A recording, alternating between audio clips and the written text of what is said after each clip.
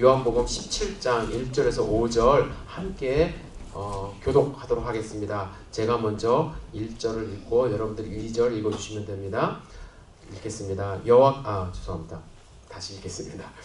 예수께서 이 말씀을 하시고 눈을 들어 하늘을 우러러 이르시되 아버지여 때가 이르렀사오니 아들을 영화롭게 하사 아들로 아버지를 영화롭게 하게 하옵소서. 아버지께서 아들을 주신 모든 사람에게 영생을 주려 하시려고 만민을 다스리는 권세를 아들에게 주셨습니다. 영생은 곧 유일하신 참 하나님과 그가 보내신 자 예수 그리스도를 아는 것이니이다. 아버지께서 내게 하라고 주신 일을 내가 알고 아버지께서는 이 세상에서 영원하게 하셨다. 같이 읽습니다. 아버지여 창세전에 내가 아버지와 함께 가졌던 영화로서 지금도 아버지와 함께 나를 영화롭게 하옵소서. 아멘. 우리가 기도 시리즈를 지금 계속 말씀을 나누고 있는데 지난주까지는 바울의 기도에 대해서 함께 말씀을 나누었고요. 오늘부터는 예수님이 하신 기도문을 가지고 예수님이 어떤 기도를 하셨나 우리 함께 배워보는 시간을 갖도록 하겠습니다. 오늘 여러분들이 읽으신 요한복음 17장의 말씀은 상당히 유명한 말씀입니다. 우리가 많이 접하지는 않지만 상당히 유명한데 예수님이 마지막 6월절 만찬을 제자들하고 16장에서 하셨어요. 그래서 제자들의 발을 씻겨주는 그 세족식이 나오거든요. 그리고 나서 다음에 바로 어떠한 장면이 이어지냐면 군사들에게 잡혀갑니다. 잡혀가지고 십자가에 달려 돌아가시는 일 바로 직전에 예수님이 남기신 장문의 위대한 기도문이라고 할 수가 있습니다. 이 17장의 기도문을 크게 세 부분으로 나누어 생각해 볼 수가 있습니다. 첫째 부분은 1절에서 5절 우리가 읽은 본문인데요. 예수님이 자신을 위해서 하신 기도문 이렇게 알려져 있습니다. 그리고 6절에서 19절은 함께했던 그 12 제자들을 위해서 하신 기도, 그리고 나머지 20에서 26절은 세상을 위한 기도 이렇게 나눌 수가 있습니다. 오늘은 1절에서 5절에 나와 있는 말씀을 가지고 어떤 의미가 있는지 생각해 볼 텐데 제가 좀 전에 말씀드릴 때 1절에서 5절은 예수님 자신을 위해서 한 기도라고 말씀을 드렸습니다. 물론 저를 영화롭게 하여 주시옵소서 이렇게 했기 때문에 예수님 자신을 위한 기도문이라고 할 수 있지만 궁극적으로 여러분들이 보시면은 그 목표는 무엇이었냐면 왜 예수님이 자신을 위해서 기도를 했을까? 그 목적은 하나님을 영화롭게 하기 위해서 하나님의 영광이 무엇인지를 하나님의 영광을 나타내기 위해서 기도한 것입니다. 그래서 오늘 저는 예수님 자신을 위해서 기도했다기보다는 하나님의 영광을 돌린다는 것이 무엇인가? 하나님을 영화롭게 같은 말입니다. 제가 이제 영화, 영광 이 두 단어를 이제 섞어서 쓸 텐데 영어로는 glorify 똑같습니다. 영화도 영광도 같은 말이라는 걸 좀 이해를 해주시고요.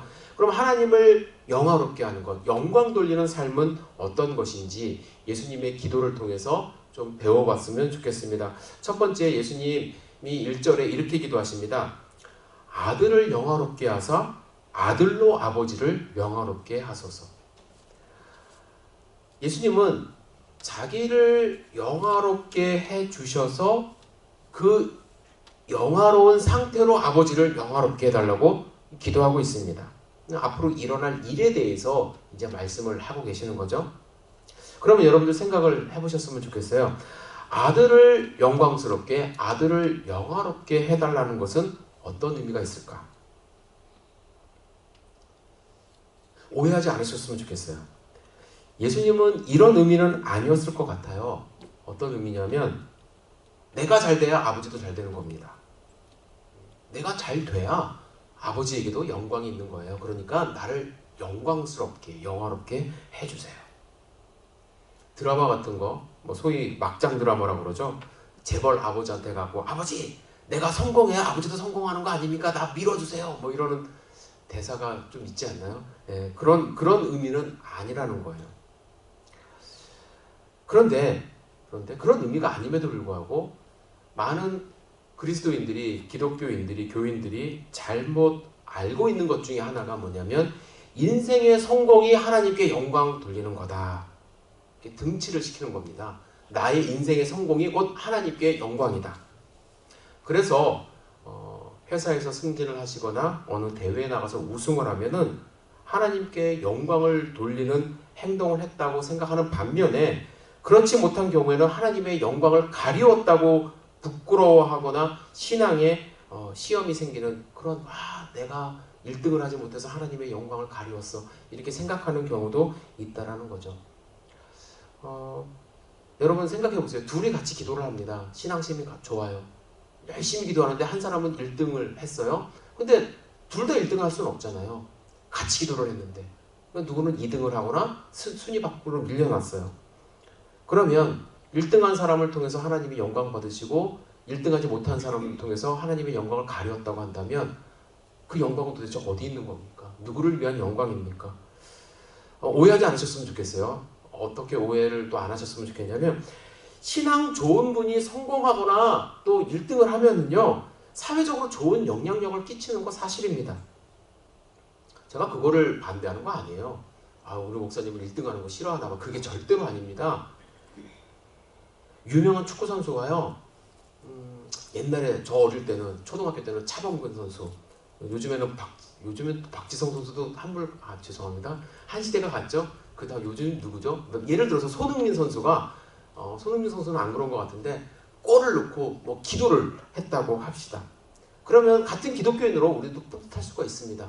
그리고 팬들이 저 사람 예수님 믿는구나, 하나님 믿는구나 라고 생각을 하면서 또 신앙심을 가질 수도 있어요.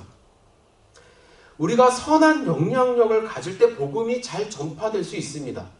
좋은 도구가 될 수 있어요. 그래서 성적이 좋은 사람을 격려합니다. 그런 차원에서 좋은 일이에요. 그런데 하나님은 세상에서의 순위나 성공 자체로 그것이 영광이라고 하지 않는다는 거예요. 만약에 그랬다면 예수님은요, 이렇게 저를 영광스럽게 해주시는 걸로 제가 하나님을 영광스럽게 하겠습니다 라고 한다면 무엇을 했을까요? 바로 헤롯에게 갔겠죠. 그래서 헤롯을 물리치고 본인이 왕위를 차지했겠죠. 아니면 로마 황제의 자리를 본인이 차지했겠죠. 그래야 하나님께 영광이 되는 것이 맞으니까. 하지만 예수님이 그런 의미가 아니라는 거예요. 세상의 성공이 하나님을 영화롭게 하는 것이 아니었음을 주님이 알았기 때문에 예수님은 자신을 영화롭게 해달라고 기도하신 후에 뭘 하셨어요? 붙잡혀 가셨어요. 십자가를 지셨어요. 십자가는요, 아이러니하게 치욕과 고난의 상징이거든요. 세상에서 가장 흉악한 사람이 달리는 곳이 십자가였습니다. 그렇다면 어떻게 십자가를 지는 것이 하나님께 영광이 된다는 말일까 생각을 하셔야 된다는 거예요. 예수님이 달리신 바로 그 다음날 행하실 그 십자가는 비록 치욕과 고난의 상징이었지만 죄가 없으신 예수님이 죽으신 그 십자가는 본인의 죄 때문이 아니라 여러분과 저 온 인류의 죄를 사하고자 하신 하나님의 은혜가 담긴 십자가이기 때문에 영광으로 가는 거예요. 예수님은 자기 죄 때문에 지신 것이 아니라고 말씀을 드렸어요. 우리의 죄를 대속하기 위해서 지신 십자가이고, 그리고 십자가에서 죽으셨지만 3일 만에 부활하실 것을 아셨기 때문에 나를 영화롭게 해달라고 말씀을 하신 겁니다. 부활의 영광에 이르기 위해서, 하늘나라에 승천하는 영광 때문에. 뿐만 아니라 십자가는요, 우리의 죄 때문에 우리는 심판을 피할 수 없는 죄인이었지만 영광스러운 하나님의 자녀로 거듭나게 한 영광스러운 자리입니다. 죄인된 한 사람이 제가 죄를 고백하고 예수님을 영접함으로써 하나님의 형상을 회복하여 하나님의 자녀로 거듭날 때에 하나님의 영광은 가장 분명하게 드러나거든요. 바로 그 십자가가 하나님의 본성인 사랑과 공의와 하나님의 능력이 가장 잘 드러나는 영광스러운 자리이기 때문에 예수님은 본인을 영화롭게 하셔서 하나님께 영광을 돌릴 수 있게 해달라고 이야기를 합니다. 예수님은 어떻게 하셨습니까? 십자가를 통해서 죽음의 권세를 이기시고 부활하셔서 영화롭게 되셨잖아요. 그것이 하나님께 글로리파, 영광을 돌린다는 것을 알고 기도하신 겁니다. 그렇다면 우리는요, 하나님께 영광을 돌리는 것이 어떻게 된다는 것을 알았어요. 내가 성공하거나 내가 큰 성공자가 되는 것, 그것이 하나님께 영광이 아니라, 물론 그것을 통해서 하나님이 기뻐하실 수는 있지만 그것을 단정 지을 수 없다는 것도 알았어요. 하나님이 영광 받는 기준은 무엇이냐면 우리의 삶이 예수님이 지신 그 십자가 은혜를 어떻게 더 알리고 또 그 십자가가 그냥 치욕의 십자가가 아니라 영광의 십자가라는 것을 세상 사람들에게 알릴 때 하나님의 영광이 되는 거예요. 잘 기억하셔야 돼요. 나는 과연 예수님의 십자가를 내 자신이 영광스럽게 받아들였고 또 누군가에게 예수님을 소개하고 있는가? 그것이 궁극적으로 하나님을 가장 영광스럽게 하는 행동이라는 거예요. 한센병 환자의 성자로 알려진 다미엘 신부가 있습니다. 다미엘 신부. 이분은 지중해 한 한센병 그러면 옛날 말로는 문둥병입니다. 한센병 환자들에게 복음을 증거하고자 마음에 기도를 하고 하나님 앞에 헌신을 했어요. 그런데 그 섬에 있는 한센병 환자들이 받아주질 않았습니다. 아니, 정상인이 어떻게 여기 와서 우리한테 뭘 하겠다고, 정상인이라는 이유로 받아주질 않았어요. 그래서 어떻게 했냐면 다미엘 신부는 스스로 한센병 환자가 되기를 기도합니다. 결국 그는 한센병에 걸렸고 그로 인해서 한센병 환자들의 마음을 열고 그 안으로 들어가서 그들에게 복음을 증거하고 그들에게 구원을 베풀었어요. 그가 베푼 건 아니죠. 구원의 길로 인도했어요. 다미엘 신부님은요, 세상의 기준으로 봤을 때 인생의 성공자라고 할 수 있습니까? 아니에요.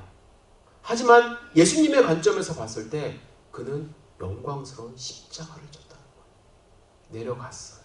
그들과 같이 되었어요. 그래서 결국에는 십자가의 복음을 증거함으로써 하나님의 영광을 드러냈다는 것이죠. 제가 극단적인 예를 들어서 죄송한데 우리의 삶을 한번 살펴보시기 바랍니다. 나의 삶이, 나의 행동이 과연 예수 그리스도의 십자가를 드러내는 말과 행동을 하고 있는가?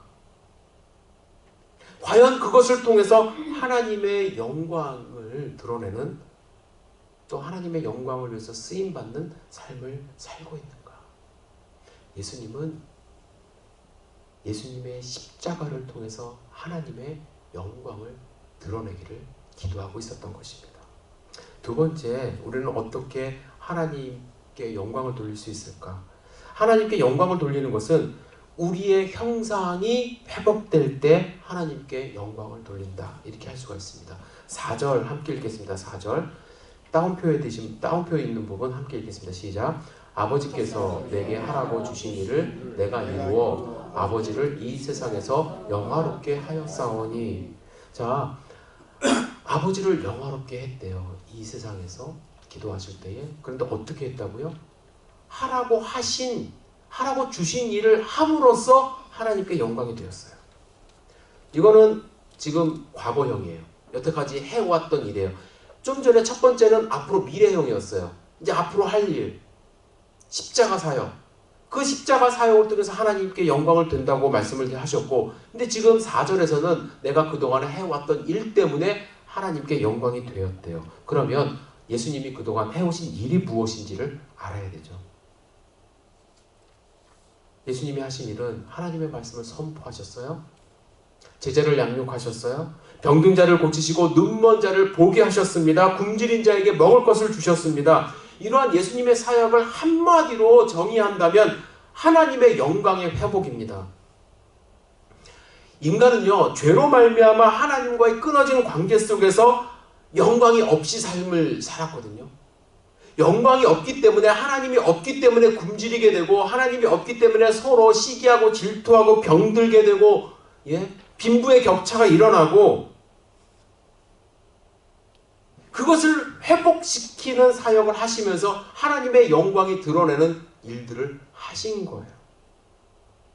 인간의 결핍 상태를 회복하셔서 하나님의 나라, 하나님이 원래 창조하시기로 하셨던 그 모습이 무엇인지를 보여주는 사역을 그동안 하셨던 거죠. 이사야 6장에 보면요, 이사야가 성전에서 기도하던 중에 영의 눈이 열려서 하나님의 영광이 온 땅에 충만함을 보게 되는 놀라운 체험을 합니다. 그때 하나님의 영광을 봤을 때요, 막 죽을 것 같이 죽을 것 같은 두려움에 사로잡혀서 떨었어요. 하나님만이 가지신 영광을 봤기 때문에 그렇습니다. 하나님의 영광이라는 것은요, 말로 표현할 수가 없죠. 놀랍고 두렵고 또 하나님의 참 모습이 나타나는 것입니다.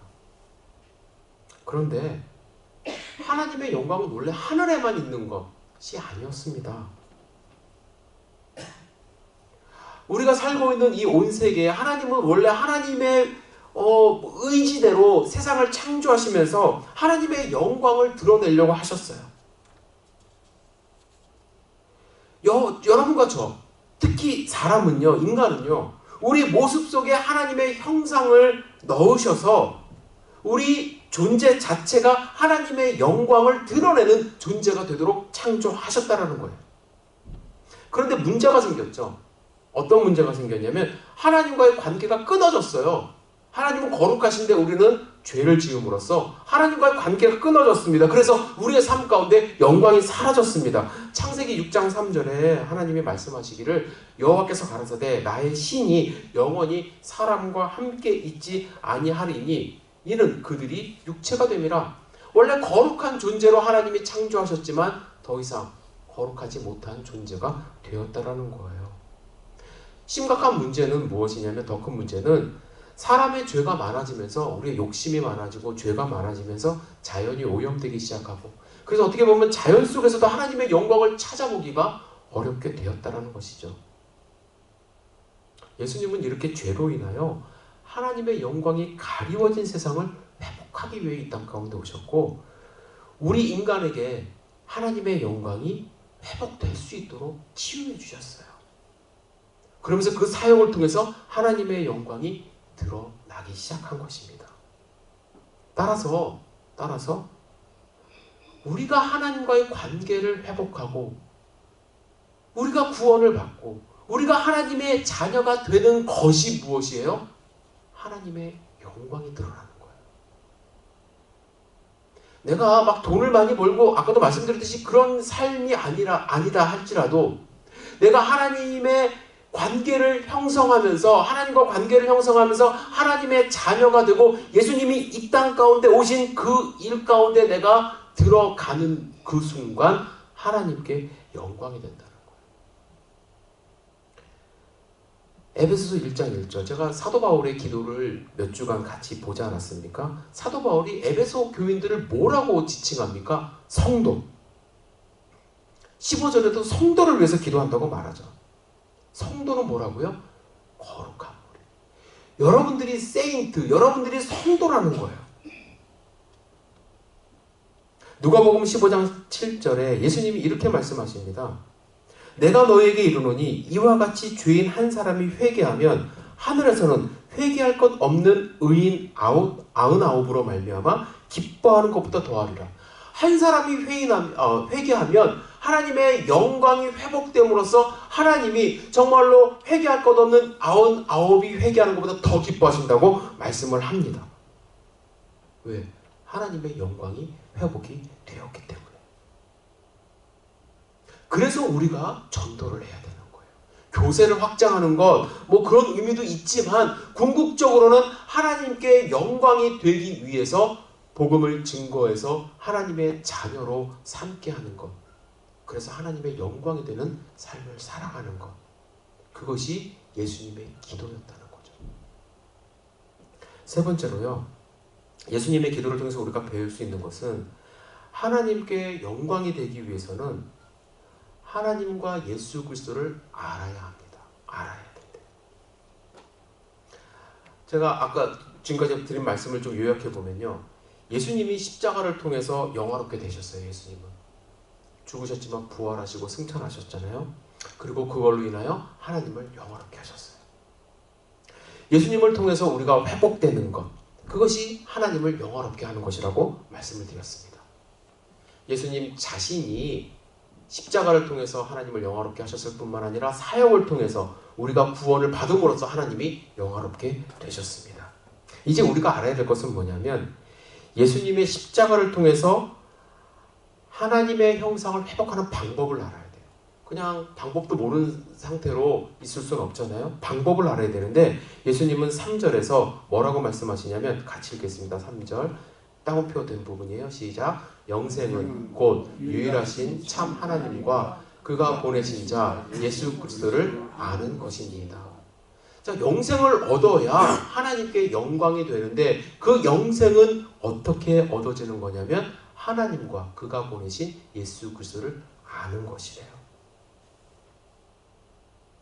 이 말씀은 하나님과 하나님이 보내신 예수 그리스도를 아는 것부터 영원한 생명이 시작된다는 말씀이죠. 그죠? 하나님을 알아야 영원한 생명이 시작된다. 영원한 생명의 근원인 하나님을 알지 못하고는 영원한 생명을 얻을 수도 또 이 세상에서 누릴 수도 없으면 어떻게 보면 당연한 일입니다. 알아야 누리죠. 알아야 구원을 받죠. 그런데 우리가 생각해야 될 것은 예수님께서 이처럼 당연한 말, 하나님을 알아야 된다는 당연한 말을 죽음을 목전에 둔 이 다급한 순간에 하나님께 기도하고 있을까요? 이것은 오늘 본문은요, 제자들에 대한 훈계의 말씀이 아니잖아요. 너희들 알아야 돼? 이렇게 얘기하는 것이 아닙니다. 죽음이 목전에 있음에도 불구하고 눈을 들어서 하나님 앞에 드린 마지막 기도문이거든요. 그런데 왜 하나님을 향해서 영생은 하나님과 예수 그리스도를 아는 것입니다 라고 말했을까? 하나님 알아두세요? 하나님을 교육하기 위함입니까? 그건 아니잖아요. 주님께서 마지막 순간에도 이렇게 기도하셨다는 것은 우리에게 정말로 필요한 것이라는 거예요. 저들이 우리를 알아야, 우리라고 하면 하나님과 예수 그리스도를 알아야 영생할 수 있습니다. 답답한 심정으로 하나님께 호소하고 있는 것입니다. 왜냐하면 사람들은 영생을 얻기를 원하면서도 하나님을 알려고 잘 안 해요. 그리고 하나님을 안다는 것은 그냥 주입식으로 그냥 자동적으로 되는 일이 아님을 알고 계셨기 때문에 답답한 마음으로 하나님, 아버지, 영생을 얻는다는 것 우리를 알아야 되는 거 아닙니까? 저는 그 답답함이 느껴졌어요. 여기서 안다라는 거 제가 많이 강조를 합니다. 안다. 그냥 안다는 것이 아니에요. 동침한다, 동거한다라는 의미가 있는 안다는 것입니다. 서로 눈으로 확인할 수 있는 부부가 한평생 동침, 동거하더라도 서로 알려고 하지 않으면 일생 남남으로 살 수밖에 없습니다. 하물며 보이지 않는, 눈에 보이지 않는 하나님을 알려고 노력하지 않으면 절대로 하나님을 알 수가 없습니다. 그래서 예수님은 죽기 바로 직전에 이 마지막 순간에 우리가 진정으로 하나님을 아는 자 되기를 간구하며 하나님 앞에 기도하고 있는 것입니다. 여러분은 하나님과 예수님을 알고 계십니까? 예수님이 나를 위하여 십자가에 달려 모진 고난과 고통을 당하시고 죽으시고 부활하신 그 사실을 알고 계십니까?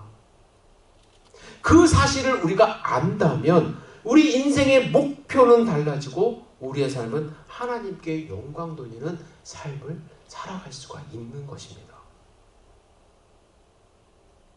여러분 아셔야 돼요. 옛날에 제가 책을 읽을 때 어느 책에서 본 예화입니다. 옛날 화폐를 수집하는 그 성도님이 계셨대요. 화폐 수집. 그런데 이분이 화폐 수집하는 거는 그러니까 고화폐죠. 옛날 화폐를 수집하는 방법이 조금 황당합니다. 어떻게 하냐면 무덤을 뒤지는 거예요. 무덤. 옛날에는 지금도 그러지 않습니까? 죽은 자를 관 속에 이제 넣으면서 노잣돈 쓰라고 화폐를 넣어줍니다. 근데 독일군들은 그거를 도구로 하는 거예요. 그래서 이제 뭐 조선시대 뭐 이럴 때 그 화폐를 수집을 해서 이제 수집가의 손에 이제 넣어주고 이제 돈을 받는 거죠. 그런데 이분이 그 도구를 하다가 귀한 깨달음을 얻었다고 합니다. 저승에 잘 가라며 노잣돈을 넣어줬음에도 불구하고요. 시체는 한 치 앞도 나아가지 못한 채 썩어버리고 오히려 그 노잣돈 때문에 그 어떻게 보면 신성해야 돼, 잘 보존돼야 될 무덤은 많은 사람들에게 독을 되고 있다는 사실이었습니다. 다른 말로 하자면 돈은 그 액수가 아무리 많아도 인간의 죽음 이유를 절대로 책임지지 못한다는 깨달음도 얻었다고 합니다.